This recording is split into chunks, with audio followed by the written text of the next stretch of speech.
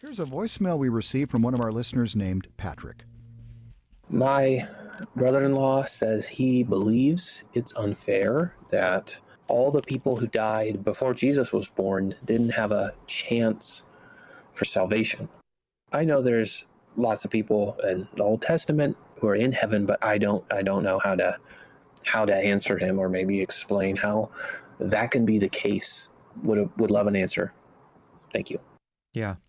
That's a great question. I used to really struggle with this as a newer believer. I remember thinking about the Old Testament and the New Testament and thinking, well, in the Old Testament, people were saved by obeying the law and by, the sacrificial system and doing these things. It was sort of a works-based religion. And then in the New Testament, it was grace-based. We're saved by faith in Jesus Christ.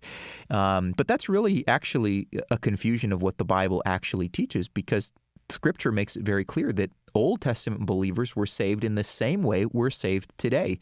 In fact, the Apostle Paul, talking about Abraham in Romans chapter 4, makes it absolutely clear that Abraham, the patriarch, was saved by faith.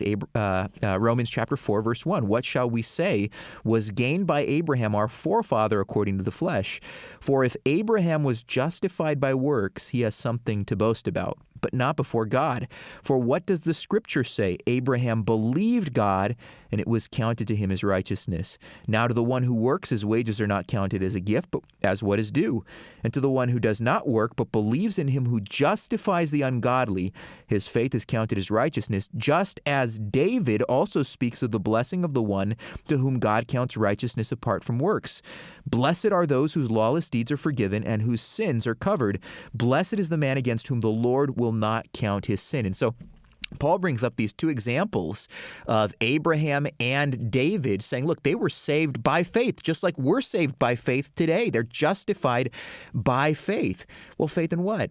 Faith in the promise of God. They actually had the gospel proclaimed to them, if you will, through the types and shadows of the Old Testament. You think of the sacrificial system, this picture of the need for the forgiveness of sins, the need for sacrificial blood, the temple, the priesthood. All of these things were signs pointing us forward to Jesus. And insofar as the children of Israel were looking forward to that gospel through these types and shadows, by faith, they were saved in the same way that we are. And so there's nothing unfair about it. Again, talking about God's fairness here.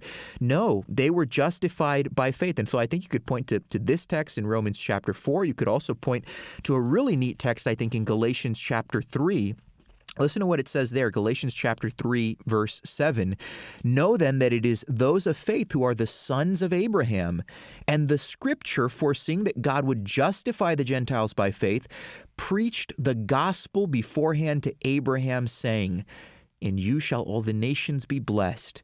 So then those who are of faith are blessed along with Abraham, the man of faith." Again, just the emphasis on faith and salvation, justification by faith being something that even the Old Testament saints experienced. And so they weren't left out from this. Thanks for that question. Hey friends, thanks for watching that video. I trust that it was encouraging to you. Please be sure to subscribe to our YouTube channel if you're looking for more great content coming from Core Christianity. And if you haven't done so yet, would you give this video a like? It's one of the ways that we can continue to get the word out. So like this video and subscribe to our channel for more content. May the Lord bless you.